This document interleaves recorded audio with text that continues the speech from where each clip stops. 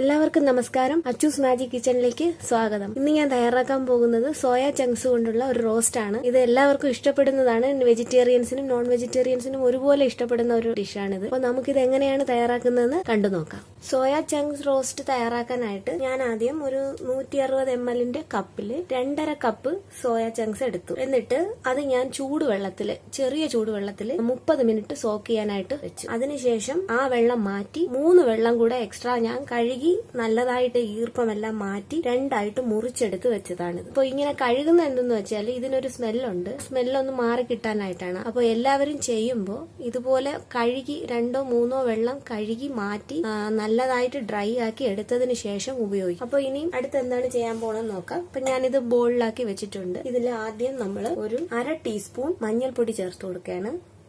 ഒരു 1/4 ടീസ്പൂൺ മുളക് പൊടി, പിന്നെ ആവശ്യത്തിന് ഉപ്പ്, കുറച്ചുപ്പ് ഇപ്പൊ ചേർത്താൽ മതി. ഇനി നമുക്കിത് കൈ കൊണ്ട് മസാല മിക്സ് ചെയ്തെടുക്കണം ഇതില്. അപ്പൊ ഞാനിത് നല്ലതുപോലെ മിക്സ് ചെയ്തെടുത്തിട്ടുണ്ട്. മസാലയെല്ലാം പുരണ്ടിട്ടുണ്ട്. ഇനി നമുക്ക് ഇത് ഒരു കുക്കർ അടുപ്പിൽ വെച്ച് അതിലോട്ട് മാറ്റാം. ഇതിലേക്ക് 1/2 ഗ്ലാസ് വെള്ളം കൂടെ ചേർത്ത് കൊടുക്കാം.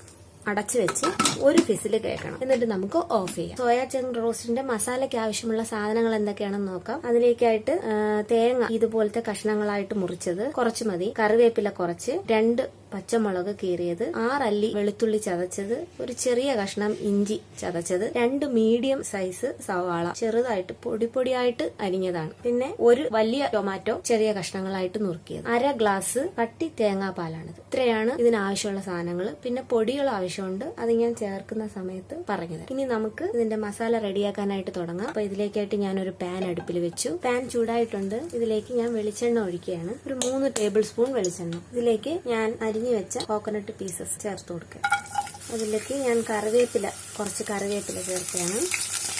ഫ്ലെയിം ഒന്ന് മീഡിയം ഫ്ലെയിമിലാക്കണം. എന്നിട്ട് വേണം ഇതെല്ലാം ചേർത്ത് കൊടുക്കാൻ. ഇനി ഞാൻ ചതച്ച ഇഞ്ചി, വെളുത്തുള്ളി ചേർത്ത്, പച്ചമുളകും ചേർത്ത് കൊടുക്കാം.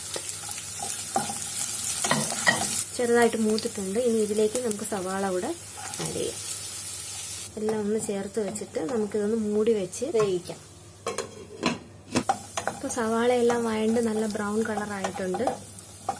ഈ ടൈമിൽ നമുക്ക് പൊടികൾ ചേർത്ത് കൊടുക്കാം. നമ്മൾ നേരത്തെ സോയ ചങ്ക്സ് വേവിച്ചപ്പോൾ മഞ്ഞൾപ്പൊടി ചേർത്തായിരുന്നു.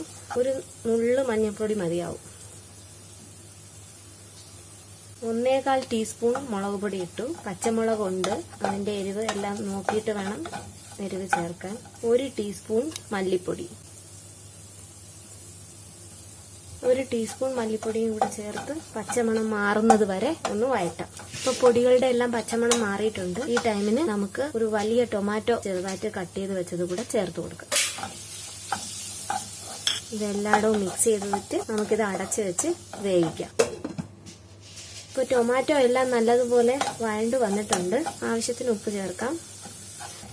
ഇനി നമുക്ക് ഇതിലേക്ക് വേവിച്ച് വെച്ച മഞ്ഞൾപ്പൊടി, കുറച്ച് മുളക് പൊടി, ഉപ്പ് ഇത്രയും ചേർത്ത് വേവിച്ചതാണ്. കുക്കറിൽ ഒരു ഫിസിൽ കേൾപ്പിച്ചെടുത്തതാണ്. ആ സോയ ചങ്ക്സ് നമുക്ക് ഇതിലോട്ട് ചേർത്ത് കൊടുക്കാം. ഇതെല്ലാം കൂടെ മിക്സ് ചെയ്ത് എടുക്കാം. നമുക്ക് മസാല എല്ലാം പുരണ്ടു വന്നിട്ടുണ്ട് സോയയില്. ഇനി നമുക്കിത് ഒരു 5 മിനിറ്റ് ചെറിയ തീയിൽ മൂടി വെച്ച് വേവിക്കാം. ഇതിലേക്ക് 1 ടീസ്പൂൺ ഗരം മസാല കൂടെ ചേർക്കാം.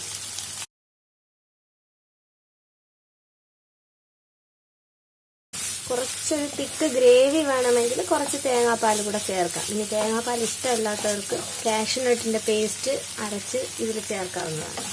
ഇതിലേക്ക് ഞാനൊരു 1/4 ടീസ്പൂൺ കുരുമുളക് പൊടി കൂടെ ചേർക്കുകയാണ്. ഇഷ്ടമുള്ളവർ ചേർത്താൽ മതി. എരിവെല്ലാം അവരവരുടെ ഇഷ്ടത്തിനനുസരിച്ച് കൂട്ടുകയും കുറയ്ക്കുകയും ചെയ്യണം. മുളക് പൊടി മാത്രം മതിയെന്നുള്ളവർ കുറച്ച് മുളക് പൊടി കൂടെ ചേർക്കാം. ഞാൻ ഫ്ലെയിം നന്നായിട്ട് കുറയ്ക്കുകയാണ്. അപ്പോൾ ഇതെല്ലാം മസാലയെല്ലാം പിടിച്ച് നല്ലതായിട്ട് വഴണ്ടെല്ലാം വന്നിട്ടുണ്ട്. ഇനി നല്ലതുപോലെ തീ കുറച്ച് വെച്ചിട്ട് ഈ 1/2 ഗ്ലാസ് തിക്കായിട്ട് എടുത്ത തേങ്ങാപ്പാൽ നമുക്ക് ഇതിലോട്ട് ചേർത്ത് കൊടുക്കാം.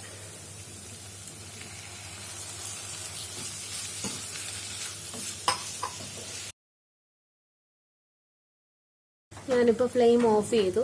സോയ ചങ്ക്സ് റോസ്റ്റ് റെഡി ആയിട്ടുണ്ട്. അപ്പോൾ ഇത് എല്ലാവർക്കും കഴിക്കാൻ പറ്റുന്ന ഡിഷാണിത്. എല്ലാവരും ഇത് തയ്യാറാക്കി നോക്കണം. നല്ല ടേസ്റ്റ് ആണ് കഴിക്കാൻ. അപ്പോൾ ഇഷ്ടപ്പെട്ടാൽ ലൈക്ക് ചെയ്യണം, ചാനൽ സബ്സ്ക്രൈബും ചെയ്യണം.